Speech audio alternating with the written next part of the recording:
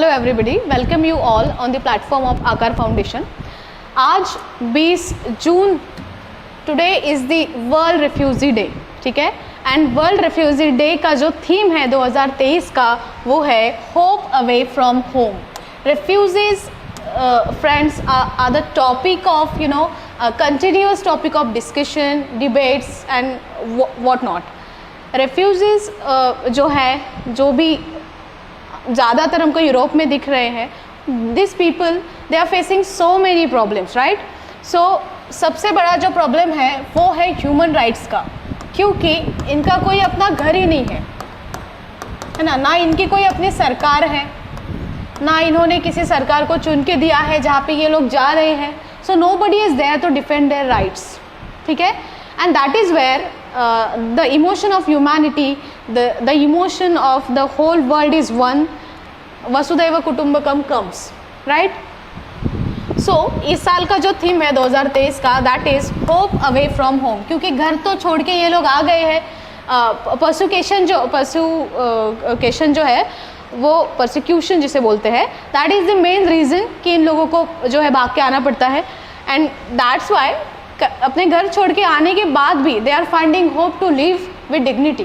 That is very important कि जो भी बेसिक नीड्स हम बोलते हैं, फूड, शेल्टर एंड क्लॉथ्स, उसके साथ एजुकेशन एंड हेल्थ, वो इनको मिलना चाहिए।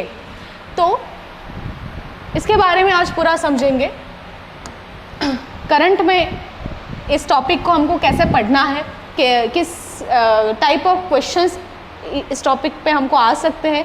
जैसे एनालिटिकल क्वेश्चंस हमको आ सकते हैं और व्हाट पे भी फोकस किया जा सकता है। तो व्हाट पे आएगा तो इसका थीम पूछा जा सकता है, या फिर इनके जो प्रोटोकॉल्स है, एक प्रोटोकॉल है और एक कन्वेंशन है यूनाइटेड नेशंस का, उसके कौन कौन से साल है वो हमको आ सकता है जब हमको असर्शंस में, है ना, क्वेश्चंस आते हैं। Okay, so why do we need mark this international days, कि यूनाइटेड नेशंस ये जो इंटरनेशनल डेज मनाता है, बहुत सारे होते हैं, राइट। इसका क्या इंपॉर्टेंस होता है या फिर क्यों हमको ये चाहिए? तो सबसे बड़ी एक चीज़ है कंसाइंस या फिर अवेयरनेस। जो भी कोई टॉपिक हो, जैसे हमने एनवायरमेंट डे देख लिया या फिर ओजोन डे देख लिया, है ना, फॉरेस्ट के लिए, या फिर वाइल्ड लाइफ देख लिया, डे देख लिया, तो ये क्यों होता है कि वो जो पर्टिकुलर टॉपिक है उसके लिए पूरे दुनिया भर में या फिर वेरी स्पेसिफिक यूथ में, चिल्ड्रेंस में एक कंसाइंस डेवलप होना चाहिए, एक काइंड ऑफ अवेयरनेस उनमें बनना चाहिए कि how important this topic is. क्योंकि डे टू डे लाइफ में we are all very busy, कि ये जो स्पेसिफिक जो टॉपिक्स ऑफ इम्पॉर्टेंस होते हैं, जब तक हमारे तक ये चीज़ें आती नहीं है, we don't discuss them, we don't feel them. लेकिन क्योंकि we are a part of this thing, है ना, इस क्रिसिस का हम भी पार्ट है, क्योंकि we are the people who can protect them. जब ये रिफ्यूजीज हमारे देश में आएंगे तो we have to have that empathy for them, right. तो ये एम्पैथी ऐसे ही थोड़ी बनेगी, इसको बनाना पड़ेगा और इसकी रिस्पॉन्सिबिलिटी हर किसी की होती है। लेकिन कौन करेगा? तो यूनाइटेड नेशंस करता है कंसाइंस और अवेयरनेस डेवलप करने का काम। इसीलिए ये बहुत सारे इंटरनेशनल डेज जो होते हैं वो सेलिब्रेट होते हैं। अभी इंटरनेशनल योगा डे भी आने वाला है, right. So this is the reason कि ये हमारा वर्ल्ड रेफ्यूजी डे भी है, जिसमें हम एक कंसाइंस डेवलप करेंगे, एम्पैथी जो है वो डेवलप किया जाता है और सेलिब्रेट किया जाता है, और फिर कुछ अचीवमेंट्स अगर हो तो उनको सेलिब्रेट किया जाता है। या चलो आगे देखते हैं। सो थीम तो हमने देख लिया, होप अवे फ्रॉम होम, ठीक है। So it is an international day designated by United Nations to honor refugees around the globe. दुनिया भर में, ठीक है, यूनिवर्सली। ऐसे नहीं है कि सिर्फ यूरोप में जो रिफ्यूजीज़ हैं उनके बारे में है, या फिर अफ्रीका में जो है, या फिर एशिया में जो, नहीं, दुनिया भर में यूनिवर्सली जो भी रिफ्यूजीज़ है सबको ऑनर करने के लिए और उनको बताने के लिए that you deserve dignified life, ये डे जो है वो मनाया जाता है। It falls each year on 20th June and celebrates the strength and courage of people who have been forced to flee their home country to escape conflict और persecution, ठीक है। persecution या फिर conflict उनके देश में हो रहा है, तो conflict जो होते हैं वो छोटे बड़े नहीं होते, वो बहुत बड़े होते हैं, लाइक सिविल वार्स, है ना। तो इससे बचने के लिए वो अपने देश से भागते हैं, उनको भागना पड़ता है क्योंकि उनको like for the sake of their children, for the sake of their life उनको भागना पड़ता है। लेकिन वो जो स्ट्रेंथ और करेज दिखाते हैं उसका सेलिब्रेशन होता है जब हम वर्ल्ड रेफ्यूजी डे के बारे में बात करते हैं, ठीक है। It is an occasion again to build empathy and understanding for their plight and recognition for their resilience in rebuilding their lives, right? So to rebuild their life, to get another home, to build another home in a different niche, you know, to have another job, another business, हर इस चीज़ के लिए जो वो resilience दिखाते हैं उसको celebrate करना is the हम बोलेंगे intention of celebrating World Refugee Day, ठीक है। चलो इसकी हिस्ट्री क्या है, this is the content of your question, ठीक है। तो ये हमको इसमें आ सकता है जो विधान वगैरह पूछे जाते हैं। 20 जून जो है it was said bye United Nations general assembly on 4 दिसंबर 2000, ठीक है। सो एक्चुअली बात क्या थी कि ये रिफ्यूजी कन्वेंशन हुआ था जिसको जिनेवा कन्वेंशन भी बोलते हैं, ठीक है। जिनेवा कन्वेंशन जिसको रिफ्यूजी कन्वेंशन भी बोलते हैं 28 जुलाई 1951 को ये हुआ था, जिसमें रिफ्यूजीज के बारे में दिया गया था कि दीज आर देयर राइट्स। अगर कोई आ रहा है अपने देश को छोड़ के तो these are the basic things जिस कंट्री में वो आ रहे हैं उस नेशन का रिस्पॉन्सिबिलिटी बनता है उनको प्रोवाइड करना, ठीक है। जैसे हेल्थ केयर हो, जैसे उनको कोई शेल्टर हो, तो ये सब उसके लिए कन्वेंशन हुआ था। तो इस कन्वेंशन को 50 इयर्स कंप्लीट हो गए थे 2002 में, ठीक है। तो 2001 में 50 इयर्स कंप्लीट होने वाले थे, इसीलिए 4 दिसंबर 2002 को यूनाइटेड नेशन जनरल असेंबली ने ये डिसाइड किया कि 20 जून को जो है हम वर्ल्ड रिफ्यूजी डे करके सेलिब्रेट करेंगे हर साल, ठीक है। तो तब से 2001 से हम वर्ल्ड रिफ्यूजी डे मनाते हैं, ठीक है। So it was to mark the 15th anniversary, जहाँ से ये स्पेसिफिक डे का सेलिब्रेशन हमको स्टार्ट हुआ दिखता है, ठीक है। सो या ग्लोबल इशू है रिफ्यूजीज का। कन्वेंशन और प्रोटोकॉल के बारे में आगे बात करेंगे। यहाँ पे जो हमको दिख रहा है कि this is a global issue और यूरोप में ये बहुत ज़्यादा चल रहा है। सीरिया का जो सिविल वार था उससे बहुत सारे रिफ्यूजीज हमको जो है यूरोप में जाते हुए दिखे वेरियस कंट्रीज़ में, but there are some countries जो रिफ्यूजीज के लिए ओपन है। Turkey is the biggest country, मतलब biggest country in receiving refugees. सबसे ज़्यादा रिफ्यूजीज टर्की ने एक्सेप्ट किए हैं, ठीक है। And Syria is the country जहाँ से सबसे रिफ्यूजीज बाहर गए हैं। The world is witnessing the highest level of displacement on record, ठीक है। तो 70 मिलियन पीपल, ठीक है, around the world have force to from their home due to conflict and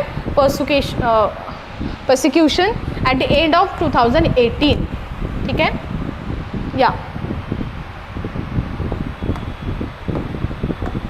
okay, so who have been denied, अभी क्योंकि they are the refugees तो इनको denial किया जाता है नेशनैलिटी से, क्योंकि जो कंट्री में ये जा रहे हैं they are not the belongings of that particular nation और द कंट्री, सो वहाँ से उनको नेशनैलिटी का डिनाइल हो जाएगा।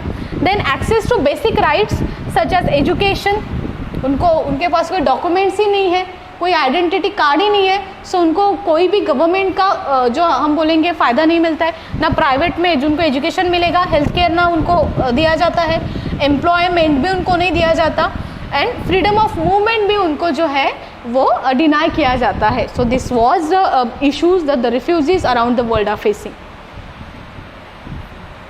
ठीक है। So refugees is a main word जो हम बहुत बार सुनते हैं, but there are so many like type of forcefully displaced person, ठीक है। तो रिफ्यूजीज इज़ वन वर्ड, लेकिन अलग भी कुछ वर्ड्स हैं, तो इसको हम समझेंगे कि 4-5 वर्ड जो है वो क्या होते हैं और किस तरह से हम इसको डिफ्रेंशिएट कर सकते हैं। यूनाइटेड नेशंस हमको बताता है कि एवरी मिनट, मतलब हर 1 मिनट में 20 लोग, ठीक है, 20 पीपल जो है they leave everything behind, everything मतलब literally everything, their own niche, right, their own country, everything behind to escape war, persuasion and terror, ठीक है। सो टेरर, सिविल वार, ये सब जो होता है उसकी वजह से उनको सब कुछ पीछे छोड़ के भागना पड़ता है। और ये ऐसे जो लोग होते हैं उनको अलग अलग कैटेगरीज में हम डाल सकते हैं। सो रीजंस के हिसाब से भी ये हम बोल सकते हैं बेसिस के ऊपर। तो सबसे पहले रिफ्यूजीज आता है। रिफ्यूजीज किसे बोला जाएगा, यहाँ पे आप अच्छे से देख लीजिए जो डेफिनेशन दिया गया है, क्योंकि ये एग्जाम में आ सकता है, ठीक है। तो a refugee is someone who fled his or her home and country owing to a well founded fear of persecution, ठीक है। मतलब सबको पता है कि इस स्पेसिफिक देश में, जैसे सीरिया में सिविल वार चल रहा था, तो एवरीबडी नोज कि वहाँ से लोग जो है वो भाग रहे हैं। अभी वो जिन भी देशों में जाएंगे और उनको एज अ सीरियन सिटीजन है, पता है सबको, तो उनको एज अ रिफ्यूजीज लिया जाएगा, ठीक है। तो जो भी देश लेते हैं वो ले सकते हैं, तो उनको रिफ्यूजीज बोला जाएगा कि यार वेल नॉन फाउंडेड फियर से ये लोग भाग के आए हैं, ठीक है। अब ये जो फियर है वो because of their race, religion, nationality, membership in a particular social group और पॉलिटिकल ओपिनियन, किसी भी चीज़ की वजह से टेरर और परसिक्यूशन के डर से इनको भगाया जाता है और ये भाग के आते हैं। बट इनका जो नेशन, ओरिजिन नेशन होता है, उसके बारे में जो डेस्टिनेशन वाला नेशन है उस नेशन को पता रहता है, तब इनको रिफ्यूजी बोला जाता है, ठीक है। Many refugees are in exile to escape the effect of natural and human made disaster. बहुत बार नेचुरल और ह्यूमन मेड डिजास्टर्स को से दूर आने के लिए भी ये लोग रिफ्यूज लेते हैं। जैसे environmental causes are also becoming the reason why people are taking refuge, ठीक है। तो रिफ्यूजी लोग बन रहे हैं इसकी वजह से भी। Then asylum seeker is another word. इसका क्या मतलब होता है? Asylum Sikar say that they are refugees. वो बोलते हैं कि यार हम रिफ्यूजीज ही हैं, but they have fled and they have fled their homes as refugees do. मतलब ये लोग भी अपने घर छोड़ के आए हैं, इनका सब कुछ जो है छोड़ के आए हैं। They claim that they are refugees, but problem क्या है? Their claim to be refugee status is not yet definitely evaluated in the country to which they fled to, ठीक है। तो जो रिसीवर कंट्री है उसको अभी कंफर्म नहीं हुआ है कि ये जो स्पेसिफिकली ये जो पर्सन अपने आप को रिफ्यूजी क्लेम कर रहा है, he is having the specific reason to claim that, ठीक है।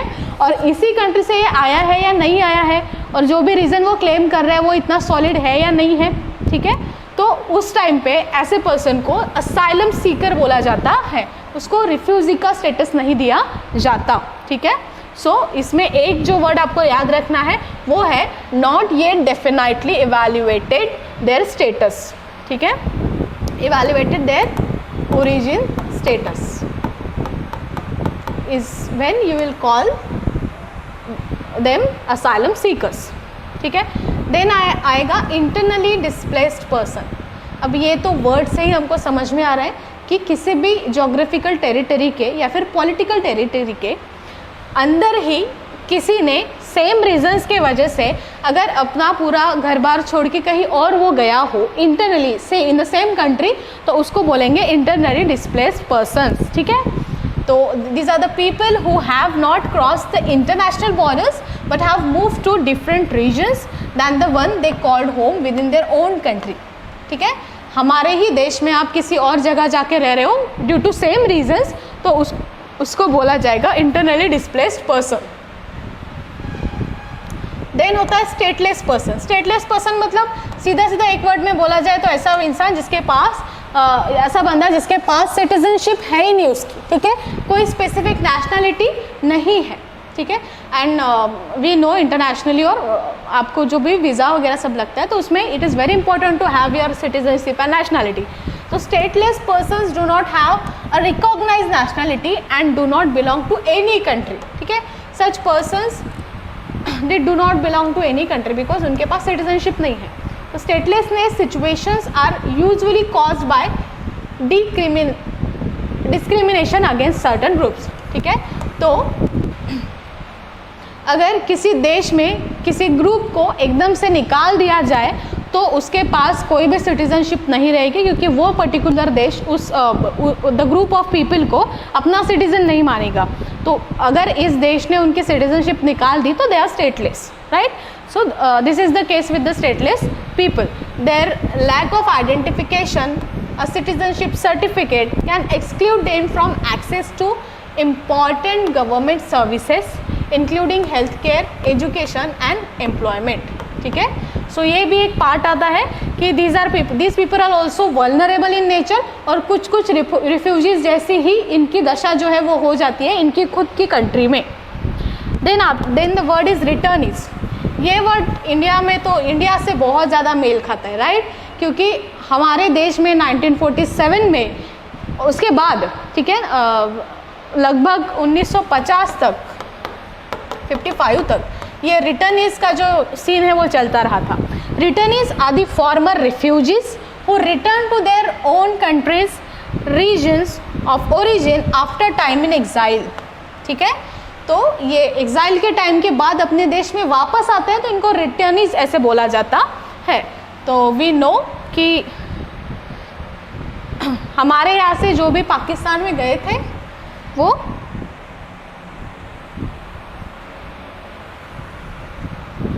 रिटर्न आए थे इवेंचुअली बहुत सारे लोग, तो they are like the returnees, है ना, उनको रिटर्नीज बोला जाता।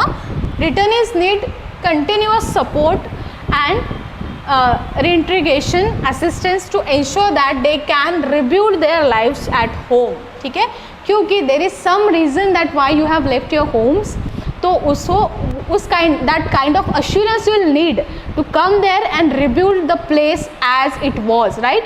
तो वो इनको जो है reintegration assistance जो है वो दिया जाता है, उसको बोलते हैं रिटर्नीज। सो या these are the people 5 types जिसको हम बोलेंगे कि फोर्सिफुली डिस्प्लेस्ड पर्सन में ये आएंगे, ठीक है। तो फोर्सिफुली डिस्प्लेस्ड पर्सन में आएंगे रिफ्यूजीज, देन आएंगे asylum seekers, then internally displaced persons, then stateless person, then returnees, ठीक है। 5 आपको याद रखना है, ओके। इसके बाद अब ये जो इशू है रिसेंटली बहुत ज़्यादा हुआ है, जब से सिविल वार्स वगैरह हमको दिख रहे हैं। अदर दैन दैट, इंडिया जैसे नेशंस ऐसे प्रॉब्लम्स को सिंस इट्स इंडिपेंडेंस फेस कर रहे हैं, ठीक है। सो यही हमको आगे डिस्कस करना है। पहले ये समझ लेते हैं कि यूनाइटेड नेशंस में रिफ्यूजीज़ के लिए कौन सा कन्वेंशन या प्रोटोकॉल है क्या, अगर है तो वो कौन सा है। अभी है हमको पता चल गया, क्योंकि उसी का तो हमने एनिवर्सरी सेलिब्रेट किया था ना 50वां, तभी तो हम वर्ल्ड रिफ्यूजी डे मना रहे हैं। तो उसमें क्या दिया जाता है उस कन्वेंशन या प्रोटोकॉल में, एंड उसके बाद हम देखेंगे कि इंडिया में रिफ्यूजीज़ का स्टेटस क्या है, कैसा है। और अभी तो पहले तो we are very welcoming to the refugees, but बाद में we are already 20% of the world, इतना बड़ा पॉपुलेशन हमारा पहले से हो चुका है। तो अभी इट्स लाइक कि हमारे पास पहले रिसोर्सेज कम है, एंड जगह का भी बहुत प्रॉब्लम है। हमको पता है कि जो पॉपुलेशन डेंसिटी है हमारे देश की वो बहुत ज़्यादा बढ़ रही है। तो रिफ्यूजीज़ क्रिसिस अभी इंडिया जो है वो फेस कर रहे हैं। तो जो रिफ्यूजी क्रिसिस है उसके बारे में हम आगे बात करेंगे, ठीक है। तो पहले ये समझते हैं प्रोटोकॉल क्या है।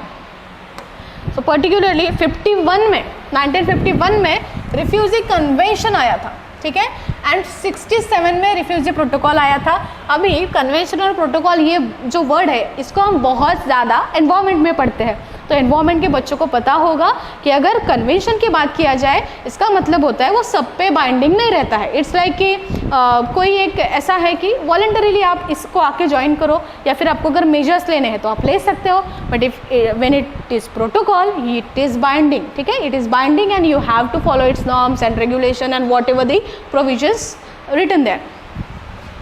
So yeah, refugees are among the most vulnerable people in the world.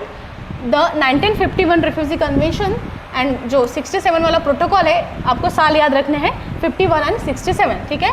So why are they formed? They are formed to protect them, ठीक है, refugees को। So they are the only global legal instruments explicitly covering the most important aspect of the refugee's life. But again, the very important thing that you should know कि India इसका किसी का भी part नहीं है, ना convention का ना प्रोटोकॉल का। अदर दैन दैट इंडिया में कोई स्पेसिफिक रिफ्यूजी लॉ भी नहीं है, ठीक है, चलो। तो that's why it is back, मतलब इंडिया का नेचर, वैसे इंडिया का नेचर आप देखें, हमारी कॉन्स्टिट्यूशन का नेचर देखें तो it is very humanitarian, right, and the diversified country we have.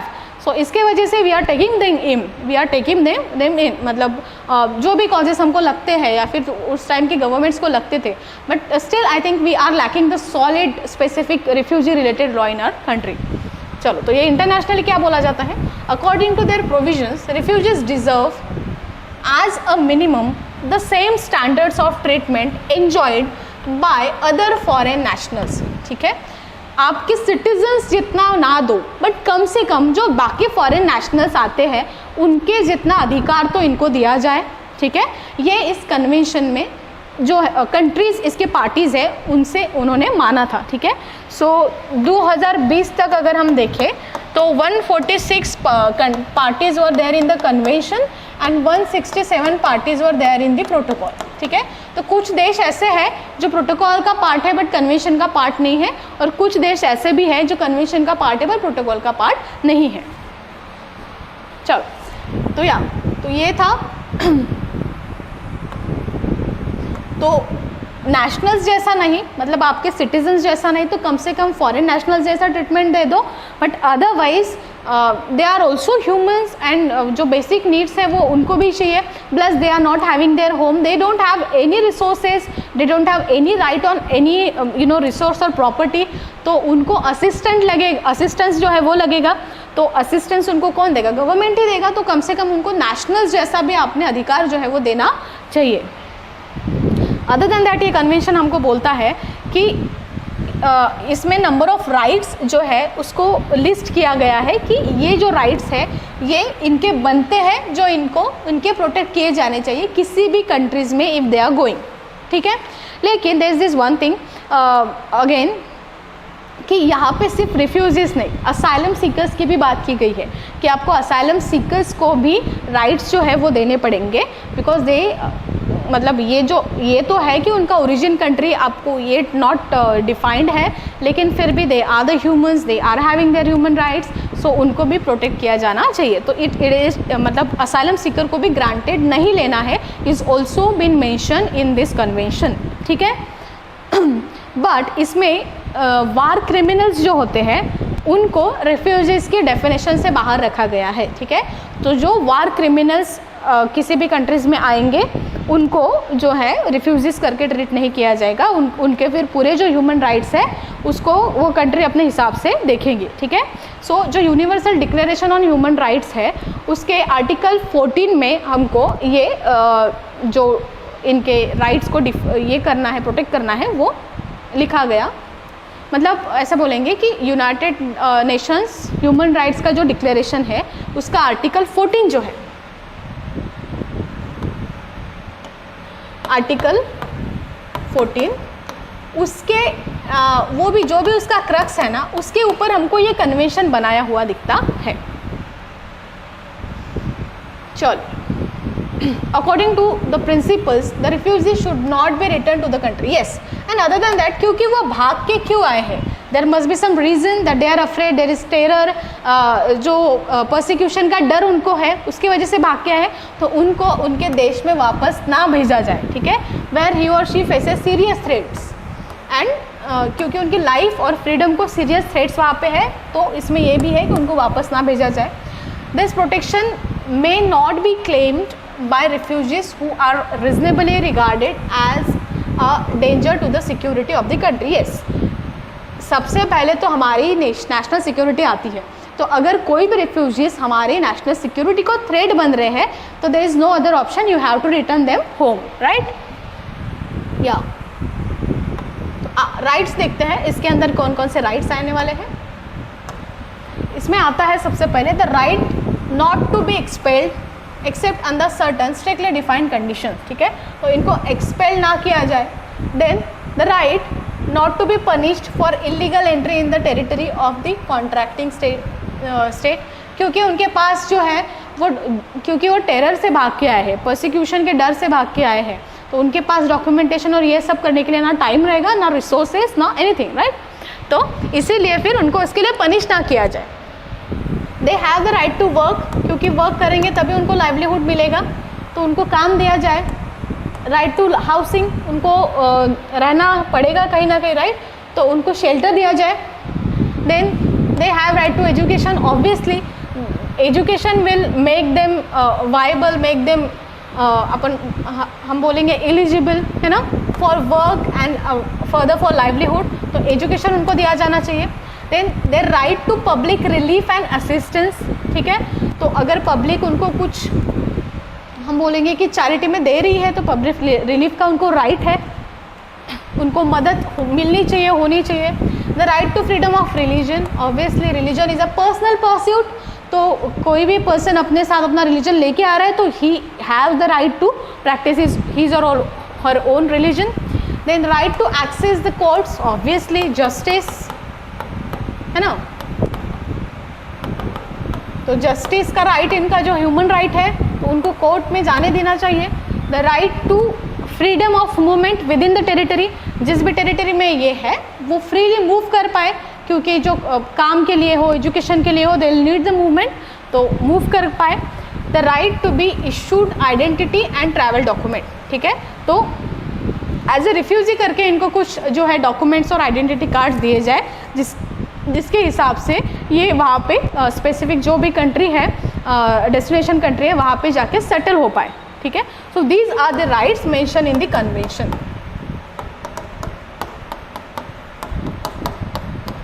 ठीक है। अदर देन दैट जब हम प्रोटोकॉल की बात करते हैं तो ये जो कन्वेंशन जब बना था तो इसका यूनिवर्सल एप्लीकेशन नहीं था, मतलब कुछ स्पेसिफिक कंट्रीज थे जहाँ से उस टाइम पे रिफ्यूजीज़ के प्रॉब्लम्स आ रहे थे तो उनको मेंशन किया गया था। बट जब प्रोटोकॉल आया तो उसके अंदर यूनिवर्सल कवरेज आया, ठीक है। दुनिया में कहीं से भी अगर रिफ्यूजीज़ आ रहे हो तो जो भी इसके सिग्नेटरीज है they are suppose to follow all these like जो राइट्स है या फिर जो रूल्स और प्रोविजंस है, ठीक है। तो वो हम बोलेंगे कि प्रोटोकॉल में सबसे बड़ा हमको डिफरेंस क्या दिखता है। प्रोटोकॉल जो 1967 में आया कि उसमें कवरेज जो है वो यूनिवर्सल रखा गया, ठीक है, universal coverage was there, okay. So यहाँ पे हम वर्ल्ड रिफ्यूजी डे जो हमारा थीम था उसको कंप्लीट करेंगे। आगे हमको देखना है कि इंडिया में जो रिफ्यूजीज़ का प्रॉब्लम है उसके बारे में क्या, ठीक है। So in the past India's attitudes toward refugees had remained accommodating, ठीक है, मतलब अच्छा था, वी वर लाइक वसुधैव कुटुंबकम वाला इमोशन लेके हम चल रहे थे कि चलो यार आप प्रॉब्लम में है तो आ जाओ, रह जाओ, ऐसे क्या है। लेकिन इवेंचुअली एक तो हमारा पॉपुलेशन भी बहुत सारा है, we are only having 2.4% of the land of the world and 20% of the population of the world. तो उसके बाद but now the refugee crisis in India is an issue of concern, तो अभी ये कंसर्न बन गया है हमारे लिए, क्योंकि इंटरनल सिक्योरिटी जो है वो भी हमारे लिए बहुत इंपॉर्टेंट बन रही है। What is the refugee situation in India ये समझना है, and what are the causes of India's refugee crisis, ठीक है। तो सिचुएशन क्या है और क्राइसिस हम इसको क्यों बोल रहे हैं, उसके क्या कॉजेस है, ये अब हम आगे सर से पढ़ेंगे। Thank you.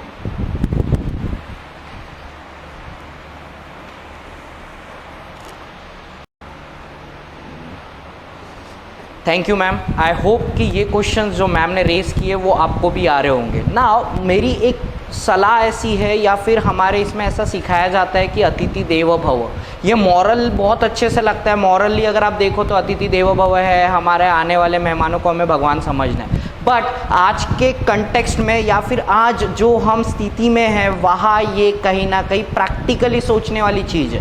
इसीलिए एक वर्ड यूज़ किया जाता है कि रिफ्यूजी क्राइसिस हो रहे हैं इंडिया में। क्लियर है, क्योंकि अब का समय और पहले का समय ये चेंज हो चुका है। कैसे, क्यों, हम आगे देखेंगे। क्लियर। इफ़ अगर मैं माइग्रेशन कब से हमारे इंडिया में स्टार्ट हो रहा है, अगर मैं उसका इतिहास बताने की कोशिश करूं तो हमारे यहाँ रिफ्यूजी सिंस पार्टीशन से स्टार्ट हो गए। हमें पता है कि जो हमारा पार्टीशन हुआ है 1947 में, तब से हम रिफ्यूजी के क्राइसिस से जूझ रहे हैं। फॉर एग्जांपल पाकिस्तान, जिनके पास प्रॉपर डेटा नहीं है, वो यहाँ आके क्या बन गए, रिफ्यूजी बन गए।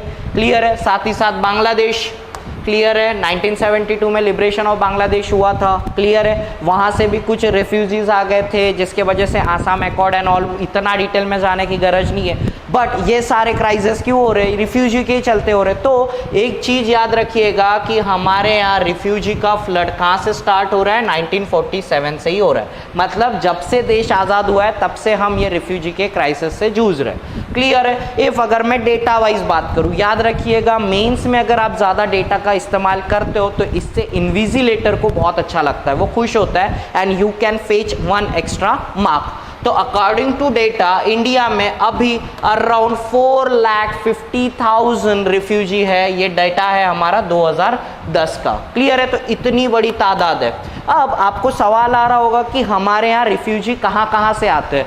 तो इंडिया में रिफ्यूजी आते हैं तिब्बत से आते हैं। फॉर एग्जांपल जब 1960 में दलाई लामा जी जब आए थे, ठीक है, वो भी हमारे उनके साथ उन्होंने बहुत सारे तिब्बतियंस को लाया था, क्लियर है। फिर श्रीलंका से कुछ आते हैं, फिर म्यांमार से आते हैं। अगर रिसेंटली की बात करी जाए तो रोहिंग्या इशू बहुत बड़ा इशू रह चुका है, ये 2021 का 2022 का, क्लियर है। तो म्यांमार से भी आते हैं, अफगानिस्तान से भी आते हैं और बहुत छोटे मोटे देशों से आते हैं, फॉर एग्जांपल सोमालिया, पैलेस्तीन। तो इनका इनफ्लो आउटफ्लो चलते रह रहा है ना।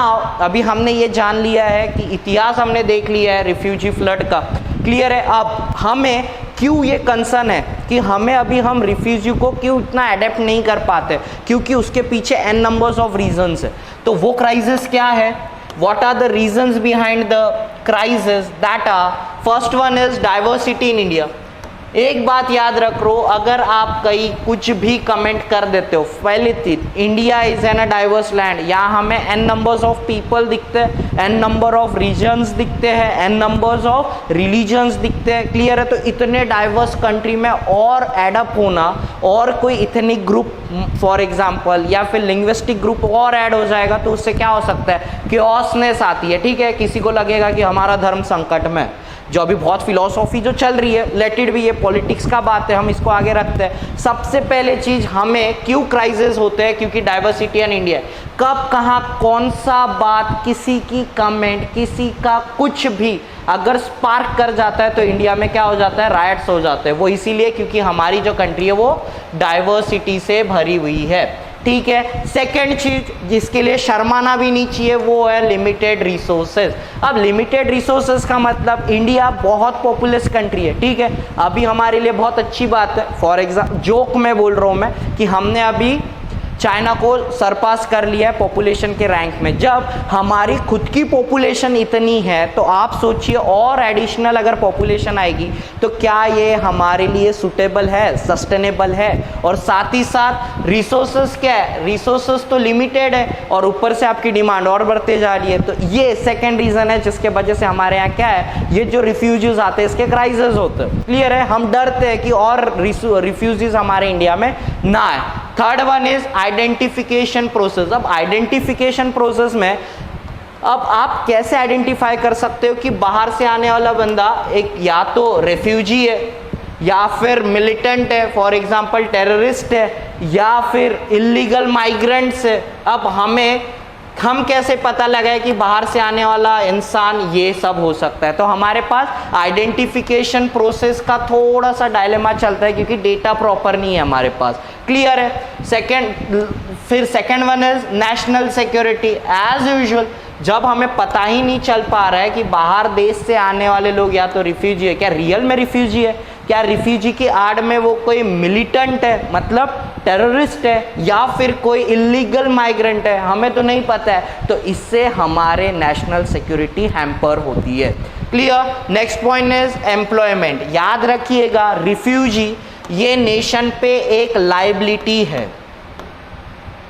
जब तक उनका सॉल्व नहीं हो जाता तब तक वो कहाँ रहेंगे, इंडिया में रहेंगे, ठीक है। फॉर एग्जाम्पल रोहिंग्यास, अब उनका इशू म्यांमार से जुड़ा हुआ है। अब जब तक म्यांमार में उनके लिए कोई सेटलमेंट नहीं होता है तो वो कहाँ रह रहे हैं, वो रह रहे हैं इंडिया में। अब वो इंडिया में रह रहे तो वो इंडिया के लिए क्या बन चुके हैं, लाइबिलिटी बन चुके हैं। एटलीस्ट हम उनके बेसिक एटलीस्ट हम उन्हें कुछ ज़्यादा ना ऑफर करें बट बेसिक जो उनकी नीड है वो तो देना होगा, कपड़ा देना होगा, रोटी देनी होगी, रहने के लिए जगह देनी होगी, ये सब चीज़ें तो देनी होगी, क्लियर है। अब इन रिटर्न इन रिटर्न वो हमें कुछ पैसे दे रहे हैं क्या? नहीं दे रहे, तो वो हमारे लिए क्या बन गए? लाइबिलिटीज बन गए। क्लियर है? ऊपर से ही हम पॉपुलस कंट्री है, ऊपर से और ये बर्डन, इकोनॉमिकली हम फिर भी डेवलपिंग ही है, ऐसा नहीं कि हम डेवलप्ड हो चुके हैं, हम डेवलपिंग ही है, स्टिल ये हमारे ऊपर बर्डन आ जाता है, तो वो क्या बन जाते हैं? लाइबिलिटीज बन जाते हैं। इफ अगर हम उन्हें एम्प्लॉयमेंट देने की कोशिश भी करें, अगर हम उन्हें एम्प्लॉयमेंट देने की कोशिश भी करें, तो बहुत से लोग हैं जो उनसे खफा हो जाएंगे, यार यहाँ हमें नौकरियां नहीं मिल रही है और ऊपर से आए हुए रेफ्यूजी को अगर गवर्नमेंट नौकरी दे रही है, तो देख रहे हो कितना बायसनेस आ जाता है। और हमारी कंट्री क्या है? डाइवर्स है, यहाँ इतनू सा भी इग्निशन राइट में कन्वर्ट हो जाता है। क्लियर? तो ये एक चीज है। फिर illegal inflow of toxic change. अब ओपीएम जैसी चीजें इधर उधर इलीगली ट्रैफिक हो सकता है ना, ड्रग्स आ सकता है, इनके साथ तो कुछ भी आ सकता है ना। अब ये कहाँ कहाँ हम ध्यान दिए, क्योंकि हमारी जो बॉर्डर लाइन है वो पोरस है ना, कहीं से, अब जैसा फॉर एग्जांपल पाकिस्तान से आप देख लीजिएगा, फिर गुजरात के साइड से देख लीजिएगा, फिर इधर बांग्लादेश के साइड से देख लीजिएगा, फिर जो हमारा नॉर्थ ईस्ट वाला रीजन है, जो फर्जाइल रीजन है, वहां से भी इंसर्जेंसीज हो सकती है। क्लियर है? तो इलीगल इनफ्लो हो सकता है, वो फिर चाहे ओपीएम का हो, इंसान का हो, एन नंबर्स, या ह्यूमन ट्रैफिकिंग भी होती है। ठीक है? तो इसीलिए हमें ये क्या लगता है? क्राइसिस। क्लियर? फिर है जो सबसे इंपॉर्टेंट है, वो है हमारा neighbour political diplomacy. For example Rohingyas का ही इशू ले लेते हैं, वो म्यांमार का इशू है। नाउ म्यांमार ने उन्हें एट्रोसिटी करके उन्हें भगा दिया है, अब वो लोग हमारे यहाँ रह रहे हैं और हम शेल्टर दे रहे हैं, तो आपको ऐसा नहीं लगता कहीं ना कहीं म्यांमार वाले हमसे खफा हो जाए? क्लियर है? क्योंकि म्यांमार हमारे लिए बहुत इंपॉर्टेंट पिलर है। जब हमारा जो सबसे फर्जाइल अगर कोई कंट्री है, अगर हमारे इंडिया का जो सबसे फर्जाइल अगर कोई एरिया है, तो ये हमारा इंडिया का मैप हो गया, और ये जो है नॉर्थ ईस्ट। क्लियर है? और यहाँ कहीं आता है म्यांमार। ठीक है? ड्राइंग पे मत जाइएगा, बस आप कनेक्ट करते जाइए। ठीक है? म्यांमार, इफ रोहिंग्यास इशू ये म्यांमार का है, उन्होंने एट्रोसिटी की नहीं की, वो उनका उन्हें पता है, बट रोहिंग्यास हमारे यहाँ है, तो यहाँ से खफा हो सकते हैं म्यांमार, और म्यांमार हमारे लिए इसीलिए इम्पोर्टेंट है। इफ अगर नॉर्थ ईस्ट में कहीं भी इंसर्जेंसी हो जाती है, तो हम म्यांमार मिलिट्री का ही यूज करते हैं, जिससे कि हम नॉर्थ ईस्ट की स्टेबिलिटी को मेंटेन कर सके। अब जब हमने उन्होंने निकाले हुए लोगों को हमने अडॉप्ट कर लिया, तो क्या वो हमारी हेल्प करेंगे? इससे क्या हो जाता है, जो हमारी पॉलिटिकल डिप्लोमेसी है, नेबर के साथ जो पॉलिटिकल डिप्लोमेसी है, वो क्या हो जाती है? हैम्पर हो जाती है। और लास्ट थिंग, हमारे पास कोई प्रॉपर लॉ नहीं है। जब प्रॉपर लॉ नहीं है, तो ये जो रिफ्यूजी आए हैं, मैं ये नहीं बोलता हूँ कि इंडिया में रिफ्यूजी आते हैं और उनके साथ एट्रोसिटी हुई जाती है या फिर उनके साथ बहुत बुरा इल ट्रीटमेंट होता है, बट कुछ तो ऐसे वल्नरेबल लोग होंगे जिसके ऊपर अत्याचार होते होंगे। क्यों होते होंगे? क्योंकि हमारे पास प्रॉपर लॉ नहीं है।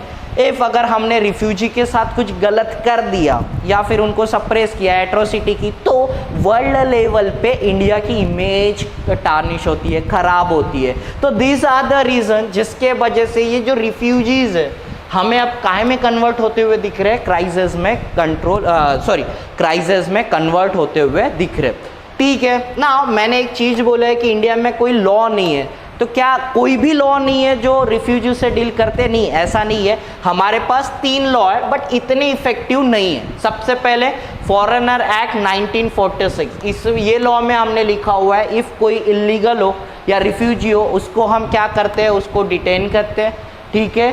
फिर जब तक उनका सेटलमेंट ना हो जाए, उनको हम डिटेन करके रखते हुए एंड देन उनको डिपोर्ट कर देते हैं उनके रिस्पेक्टिव कंट्रीज में। ठीक है? तो ये वाला जो प्रोविजन है, ये हमारे फॉरेन एक्ट में दिखता है। फिर जो सबसे इंपॉर्टेंट है, सिटीजनशिप एक्ट ऑफ 1955। अब इस पे क्या ही फोकस करना है, ये कानून है, सिटीजनशिप है, हम इंडियन है, ये हमें कौन देता है? Citizenship act of 1955। क्लियर है? एंड लास्ट वन जो रिसेंटली हमने किया है, वो किया है सिटीजन अमेंडमेंट एक्ट 2019। आगे अब लेक्चर्स बहुत लंबा हो रहा है, तो आगे हम इस पे इसके प्रोज एंड कॉन्स को कभी डिस्कस करेंगे कि what is the citizen amendment act. तो these are the law that are dealing with an issue of an refugee, not refugee, illegal migrant, जो भी बाहर देश से आते हैं, तो उनको ट्रीट करने के लिए हमारे पास these are the laws that are present. Clear? Now last thing, conclusion की अगर बात करें, देखिए हम जो है हम थोड़े से मॉरल पीपल है ना, पूरे वर्ल्ड में देखा जाए तो हम थोड़ा इंसानियत को ज़्यादा जपते हैं, ठीक है। इसीलिए हमारा एक मोटिव होता है, दैट इज वासुदेव कुटुंबकम, ये पूरा वर्ल्ड एक वासुदेव का फैमिली है, तो हम फैटर्निटी को ज़्यादा बूस्ट करते हैं। बट साथ ही साथ अब हमारे लिए ये प्रैक्टिकली इसको इम्प्लीमेंट करना थोड़ा सा टफ हो रहा है। क्यों हो रहा है, मैंने आपको बता दिया। अगर प्रॉपरली अगर आपको ये रिफ्यूजी क्राइसिस को हैंडल करना है तो हमें 3 स्टेप लेने की बहुत गरज है। First one is humanitarian mindset. ये पॉइंट तो चलिए, ये हमारे इंडियन में अगर हमें कोई दुखी इंसान देख लेता है तो हम सब छोड़ के, हमारा पर्सनल इंटरेस्ट छोड़ के हम उनकी हेल्प करते हैं, ठीक है। सेकेंड वन इज, इफ अगर आपका ह्यूमैनिटेरियन माइंडसेट है बट आप अपनी नेशनल सिक्योरिटी को कॉम्प्रोमाइज नहीं कर सकते हो, ठीक है, क्योंकि सबसे ऊपर अगर जो प्रायोरिटी में है वो है हमारी national security. And last one is proper legal system. If हमें ह्यूमैनिटेरियन माइंडसेट के साथ चल रहे, हमें लगता है कि इन लोगों की मदद हमें करनी चाहिए और करनी भी चाहिए ह्यूमैनिटेरियन के हिसाब से, बट उसके लिए हमें प्रॉपर लीगल सिस्टम लाना होगा जिससे कि ये क्राइसिस हमें क्राइसिस ना लगे और पूरे वर्ल्ड में हमारी छवि एज एन नोबल पर्सनालिटी की तरह उभर के, ठीक है। तो दिस वर व्हाट आपको रिफ्यूजी के बारे में पता होगा। ऑब्वियस है, मैम ने आपको इन डिटेल बताया, मैंने आपको क्राइसिस बताया। इफ आपको हमारा ये इनिशिएटिव पसंद आ रहा हो तो do like, share and subscribe. Thank you.